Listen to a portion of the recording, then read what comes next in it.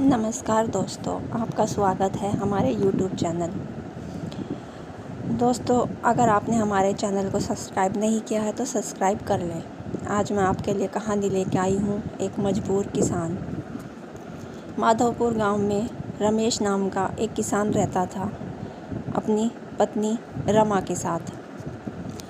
किसान अपने खेत में मजदूरी करता और उसी से अपना घर का लालन पोषण करता, लेकिन पिछले साल खेत में बारिश न होने के कारण उसकी फसल अच्छी नहीं हुई।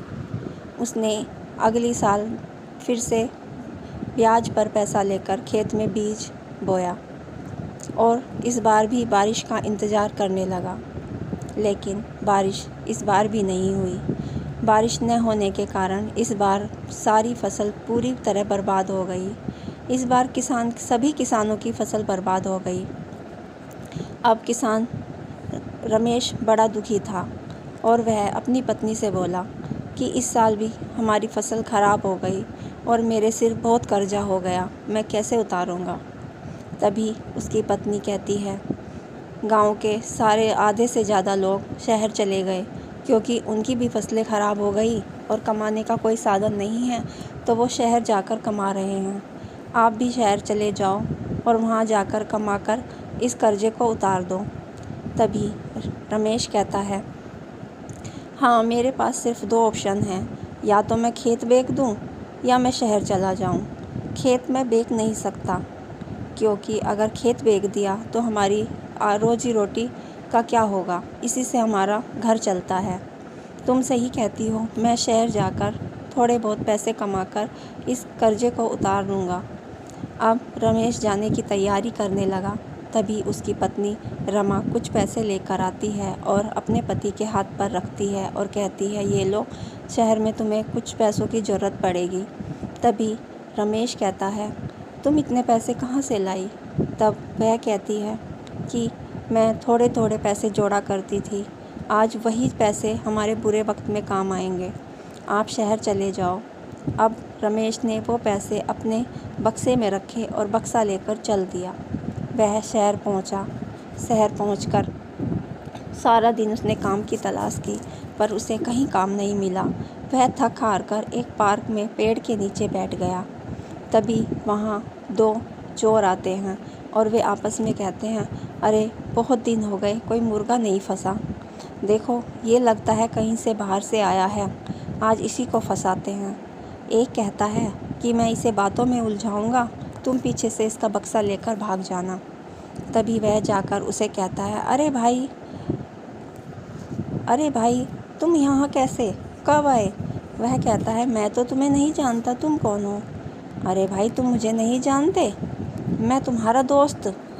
तभी रमेश कहता है, भाई देखो मैं तुम्हें नहीं जानता।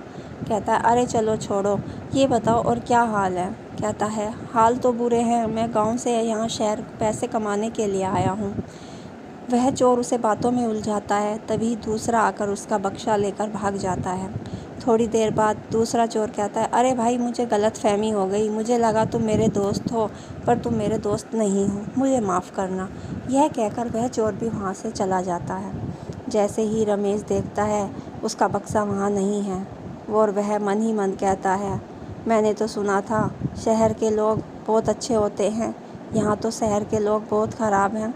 मेरे थोड़े बहुत पैसे थे वो भी लेकर भाग गए, अब मैं क्या करूँगा।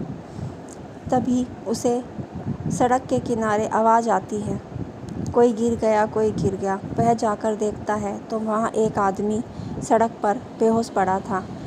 लोग आपस में बातें कर रहे थे, इधर उधर चल रहे थे, लेकिन उस व्यक्ति को कोई भी नहीं उठा रहा था। तभी रमेश उसे उठाता है और किसी तरह शहर के अस्पताल में ही उसे लेकर जाता है। ले जाकर वह उसे अस्पताल में भर्ती कराता है। तभी डॉक्टर कहता है, इनके इलाज में कुछ पैसे लगेंगे, तुम जमा कर दो। तभी रमेश कहता है, जी डॉक्टर साहब, मैं तो अभी गांव से आया हूं और मेरे पास थोड़े पैसे थे, वो भी चोरों ने चुरा लिए। आप इनका इलाज करिए, जब ये ठीक हो जाएंगे तब इनसे बात कर लेंगे। अब डॉक्टर ने उसका इलाज किया। वह आदमी अब ठीक होने लगा। तभी डॉक्टर ने उस आदमी का पर्स देखा तो उसने देखा कि यह तो शहर का बहुत बड़ा आदमी है। वह उस किसान को कहता है, तुम जानते हो तुमने किसकी मदद की है? वह कहता है, नहीं सर, मैं किसी को नहीं जानता, ये तो सड़क के किनारे बेहोश पड़े थे तो मैं इन्हें ले आया। अरे भाई, ये इस शहर के जाने माने रईसों में से एक है, तुमने इनकी मदद कर कर बहुत अच्छा किया। अब कल ये होश में आ जाएंगे, तुम इनसे मिल लेना। अगले दिन रमेश फिर अस्पताल जाता है और डॉक्टर से मिलता है। डॉक्टर उसे सेठ के पास लेकर जाता है और कहता है, देखो सर, इसी ने आपकी जान बचाई थी, ये व्यक्ति ही आपको उठा कर लाया था। तब वह व्यक्ति कहता है, भाई तुम कौन हो, तुमने मेरी मदद की है। तब रमेश अपनी सारी बातें बताता है कि मैं किस तरह गांव से आया हूं और यहाँ काम की तलाश में हूँ। तभी वह अमीर व्यक्ति कहता है कि ठीक है, कल मुझे छुट्टी मिल जाएगी, तुम मेरे साथ मेरे घर चलना, मैं तुम्हें वहाँ काम बता दूँगा। अब रमेश सेठ के साथ चला जाता है। सेठ घर ले जाकर उसको सोफ़े पर बैठाता है और अपने नौकर से कहता है कि इनके खाने का इंतज़ाम करो। अब रमेश को खाना दिया जाता है। तब सेठ उसे कहता है कि शहर के बाहर मेरी एक फैक्ट्री है जहाँ खेत से जुड़े हुए कुछ औजार बनाए जाते हैं, मैं वहाँ तुम्हें काम पर रखूँगा और तुम वहाँ रहकर काम करना।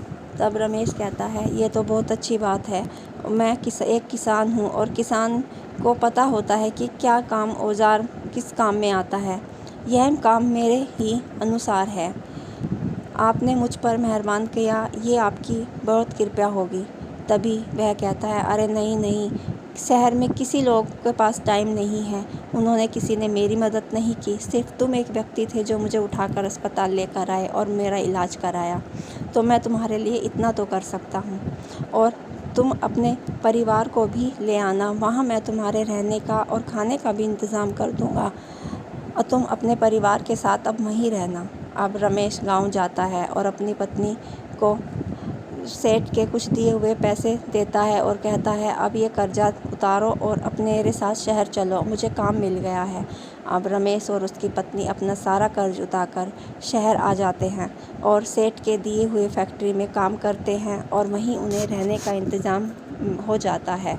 अब रमेश और उसकी पत्नी खुशी खुशी शहर में रहने लगते हैं। दोस्तों, इस कहानी से हमें यह सीख मिलती है कि हमें किसी भी रास्ते में पड़े हुए व्यक्ति या किसी दुखी व्यक्ति की मदद हमेशा करनी चाहिए, जैसे कि रमेश ने की, क्योंकि रमेश को उसका फिर अच्छा फल मिला।